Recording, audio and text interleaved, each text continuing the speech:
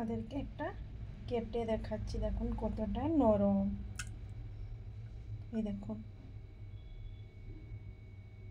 Spongy পুরো। আজকে আর একটা নতুন ভিডিও নিয়ে চলে আসলাম, নতুন রেসিপি।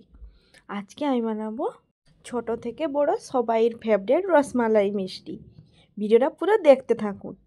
নিয়েছি আমি আধা লিটার দুধটাকে ছানা কেটে নিব। টোটাল আমি 1 লিটার দুধ নিয়েছি উপকরণটা বানানোর জন্য। অর্ধেক নিয়েছি আমি 500 গ্রাম ছানা কেটে নিব। দুধটা জাল হয়ে গেছিলো, এবার দিয়ে দিলাম ভিনিগারের জল। আর ছানাটা কত সুন্দর কেটে গেছে দেখুন। এবার বন্ধ করে দিব গ্যাসে, ছানাটাকে ছেঁকে নিব।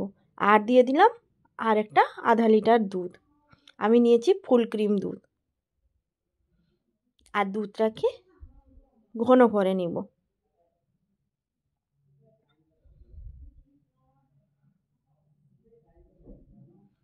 অনবরত জাল দিব আর নাড়ব, যেরকম তলায় না লেগে যায়। এবার দিয়ে দিব 3 চামচের মতো গুঁড়ো দুধ।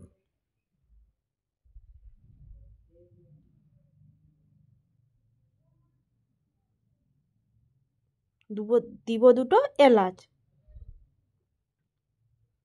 আর ভিডিওটা কেউ স্কিপ করবেন না, না হলে কিন্তু বুঝতেই পারবেন না। এবার দিয়ে দিব চিনি। আপনাদের স্বাদ মতো চিনি দিয়ে দিবেন, মিষ্টি যেরকম যে খায়। আর দিব 2 চামচ কাস্টার্ড পাউডার, দুধটাকে গাঢ় করার জন্য। আপনারা চাইলে যদি না থাকে বাড়িতে নাও দিতে পারেন। আর কালারটা হবে বলে আমি দিয়েছি। যদি আপনাদের কাছে ফ্রুট কালার থাকে তাহলে দিয়ে দিবেন, নাহলে কেশর থাকবে তো কেশর দিয়ে দিবেন। আমি দিয়ে দিলাম। এবার দিয়ে দিব কাস্টার্ডটাকে, আর কাস্টার্ডটা দিয়ে বন্ধ করে নিব। আর কাস্টার্ডটা আমি কিন্তু জলে গুলিয়েই দিয়েছি, নাহলে দানা বেঁধে যাবে। এবার নিয়েছি ছানাগুলোকে, আর ভালো করে ছানাগুলোকে 10 মিনিট ভালো করে মেখে নিব। আমি কীরকম মাখছি আপনারাও সেই রকমই মাখাবেন, দিলে কিন্তু মিষ্টিটা পুরো পারফেক্ট হবে।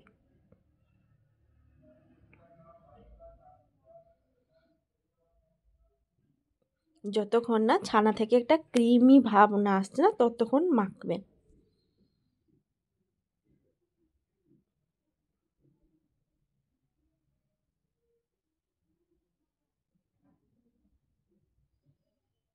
হাতের গোড়ালিটা দিয়ে। এবার 1 চামচ নিব ময়দা, ছোট চামচের 1 চামচ। যদি ছানার কোয়ান্টিটিটা আমার একটু বেশি থাকতো তাহলে আর একটু বেশিরভাগ আমি নিতাম ময়দা। কিন্তু 500 গ্রামের ছানায় 500 গ্রামের দুধের যা ছানা হয়েছে আমি 1 চামচ নিয়েছি ময়দা। আর দিয়ে দিলাম একটা ছোট বাটির মেজারমেন্টে চিনি। 1 বাটি দিয়ে দিলাম 2 বাটি জল কড়াইতে।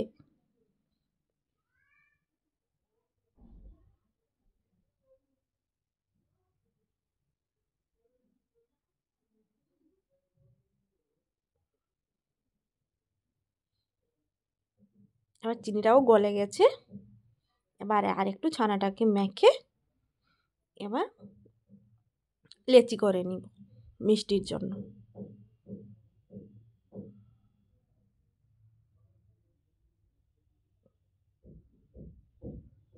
এই রসমালাইতে কিন্তু মিষ্টিটাই মেন। মিষ্টি যদি পারফেক্ট হবে না, তাহলে রসমালাইটা খেতেও পারফেক্ট হবে।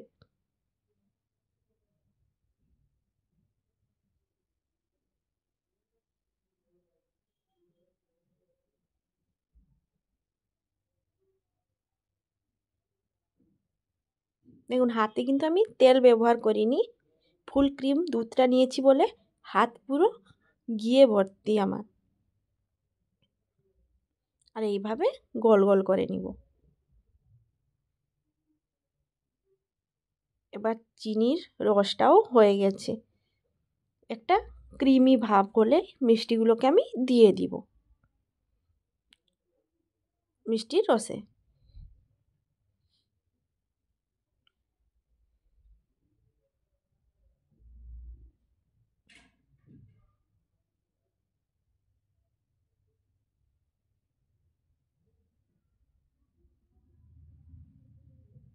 ওর আঁচটাকে সবসময় বাড়িয়ে রাখবো মিষ্টি দেওয়ার পরে।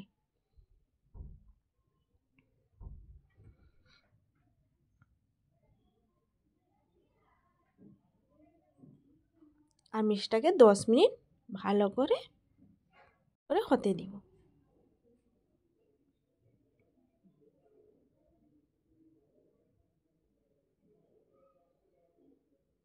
আর কার কার রসমালাই মিষ্টি ফেভারিট কমেন্ট করে অবশ্যই জানাবেন।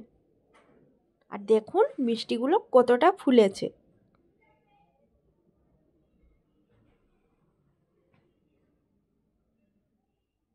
আর সবসময় বলছি আঁচটা কিন্তু বাড়িয়েই রাখবেন।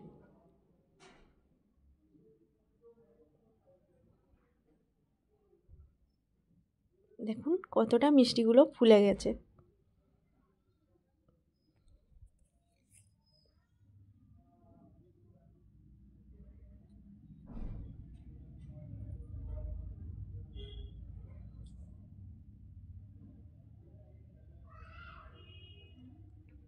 এবার বুঝবো কি করে যে মিষ্টির ভিতরে রসটা ঢুকেছে না ঢুকেনি, না হয়েছে না হয়নি। একটা বাটিতে জল নিব।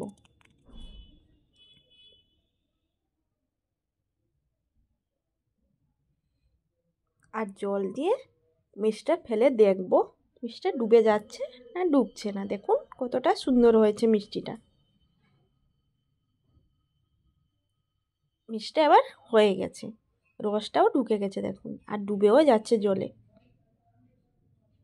এবার বুঝবো যে মিষ্টিটা রেডি হয়ে গেছে। এবার গ্যাসের আঁচটা বন্ধ করে নিব। আর মিষ্টিটা ঠান্ডা করে নিয়েছি একটু। এবার রসটা একটু চুপড়ে দিয়ে দিব দুধে।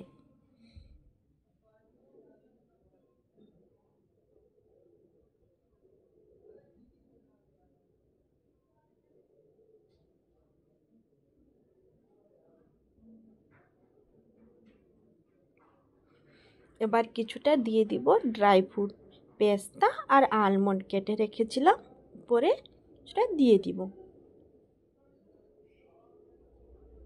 আপনাদের কাছে যদি কেশর থাকে, নাহলে জাফরান আর কেশর একই কথা, যদি থাকে তাহলে উপরে একটু সাজানোর জন্য দিয়ে দিবেন। যেহেতু আমার কাছে নেই, আমি আর ব্যবহার করিনি।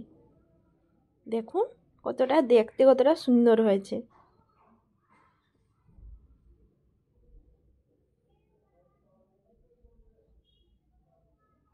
এবার কেটে আপনাদেরকে একটা দেখাচ্ছি কতটা স্পঞ্জি হয়েছে দেখুন।